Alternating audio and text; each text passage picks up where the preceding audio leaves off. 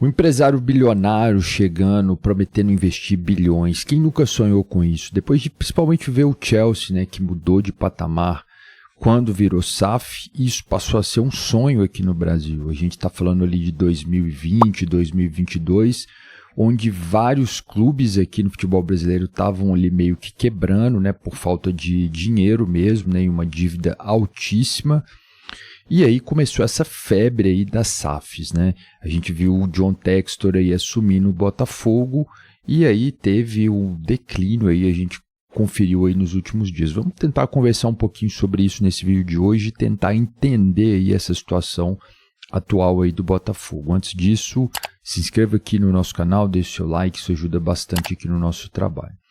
Pois bem, lá em 2022 foi quando o John Textor assumiu o Botafogo, e o John Textor ele é um cara que é muito midiático, né, muito carismático, é um cara que quando ele fala, a imprensa está ali sempre disposta a ouvir o que ele tem a dizer, né, é um cara muito confiante, né, que transparece, né, essa confiança, e isso fez com que ali no começo, né, o torcedor, todo mundo ficasse muito esperançoso do que poderia acontecer no Botafogo, né, que a situação ali poderia ser diferente, já que o Botafogo vinha de uma fase muito ruim, de vários rebaixamentos, né, não conseguia ali disputar junto com os grandes ali, nem no próprio Campeonato Carioca, né, então vinha numa situação muito difícil o Botafogo. E quando o John Textor chegou, ele já chegou prometendo investimento de bilhões, montar time competitivo, né, e aquilo ali realmente acendeu a esperança ali no torcedor do Botafogo. O John Textor ele é empresário do ramo de entretenimento, já tem algum tempo, né, que ele investe nesse tipo de negócio, né, ele tem clubes que ele investiu na Inglaterra, também na França, né, e aconteceu ali dele investir no Botafogo, isso em 2022. Bom, em 2023 a gente viu o Botafogo com um timaço, né, um time com grandes jogadores, e ali no detalhe, né, não conseguiu ganhar o Campeonato Brasileiro, né? Teve aquele jogo emblemático onde o Endrick conseguiu uma virada, né, com o Palmeiras jogando lá no Rio de Janeiro, depois o Botafogo começar vencendo por 3-0, e aquilo ali meio que foi um ano muito decepcionante para o torcedor do Botafogo, porque criou uma expectativa grande, tinha um time competitivo desde que há muito tempo não se via, com ótimos jogadores ali nível de Copa do Mundo, nível de seleção, né, como o caso lá do Almada, né, que era a seleção argentina, enfim, era um timaço, não ganhou no detalhe.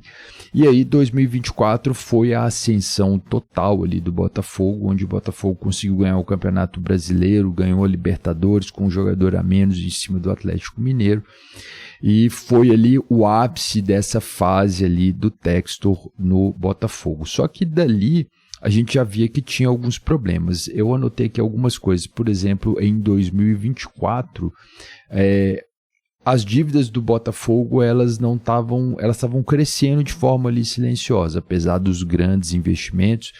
O Botafogo não estava ali pagando sua dívida, ela estava naturalmente crescendo, ainda mais num contexto com a taxa de juros alta, né, como acontece no Brasil. E aí esse dinheiro que o Botafogo tinha ganhado, essa receita, né, que o Botafogo tinha feito superior aos últimos anos, tanto em 2023 como em 2024, ela foi ali reinvestida não no Botafogo, mas no Lyon, porque o Lyon lá da França, que também era um clube do John Textor, né, ele estava com uma dívida, ao que me parece também aos moldes do Botafogo, uma situação fiscal muito complicada também. Aí a gente teve também em 24 ali para 25 o anúncio, né, da SAF do Botafogo no jornal da Inglaterra, né, a Eagle Holding lá, que é a empresa que controla o Botafogo, né, a empresa do John Textor, ela meio que anunciou uma parte, né, anunciou o Botafogo no jornal como um anúncio, né, aquilo ali assustou bastante os torcedores do Botafogo. E aí em 2025 a gente teve o afastamento do John Textor do Lyon, né, uma situação ali controversa, ele tensionou muito ali com o presidente do PSG, que era, vamos dizer, o projeto do PSG na França, é um projeto muito relevante, tanto para a França como o país, como também para o PSG, né, também para o presidente do PSG, né? Então tem todo um projeto que envolve o PSG e o futebol francês ali. O John Textor chegou causando muito barulho ali e tal, e no final das contas ele foi afastado por causa dessas dívidas ali do Lyon. Bom, e aí em 2026 a gente teve ali o ápice dessa história, né? O desfecho final.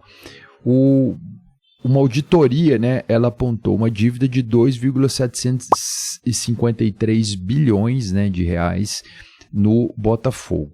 E aí a SAF, ela, no dia 21 de abril de 2026, ela protocolou um pedido de recuperação judicial. E aí o Textor foi afastado. A recuperação judicial ela é quando uma empresa está ali prestes a falir e ela cria uma alternativa ali de gestão, uma forma de pagar os seus credores ali, sendo uma alternativa à declaração de falência, né? Então é um momento ali delicado ali para o Botafogo. Então, no dia 24 de abril, quem assumiu foi o Durcélio, acho que esse é o nome, Durcélio de Mello, assumiu ali interinamente a SAF e o Botafogo e o John Textor, né, foi afastado aí do Botafogo. Bom, a gente vê dentro de campo isso ainda não refletiu tanto, a gente vê que o Botafogo fez um bom jogo lá em Brasília contra o Internacional, né, que é um adversário que não está tão bem no Campeonato Brasileiro, mas tem um time ali que se equilibra ao Botafogo, né? E ali o Botafogo jogou muito bem, tem o Danilo, que talvez aí é um dos principais nomes aí da seleção brasileira, né? Para essa Copa do Mundo, né? Marcando gol e tudo mais.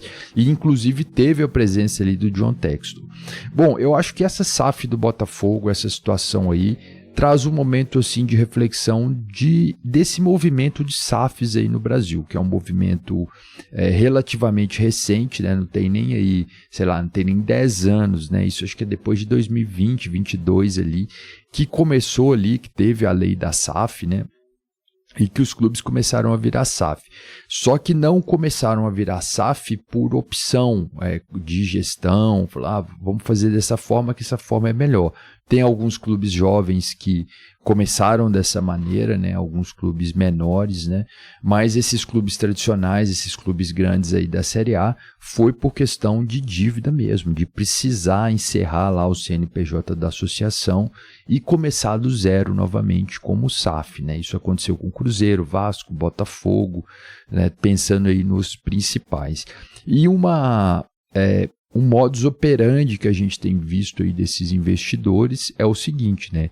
Eles chegam, colocam o dinheiro, né, supostamente ali, fazem muita propaganda, às vezes investem em jogadores, só que não pagam a dívida do clube. No Vasco a gente teve o afastamento aí da 777, né, que era responsável lá pela gestão do Vasco. Agora está acontecendo no Botafogo.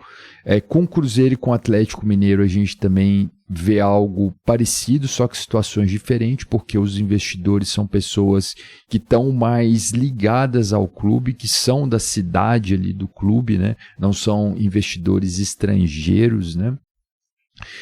No Atlético Mineiro a gente vê a dívida crescendo também, ela não sendo paga e o time não conseguindo desempenhar, né?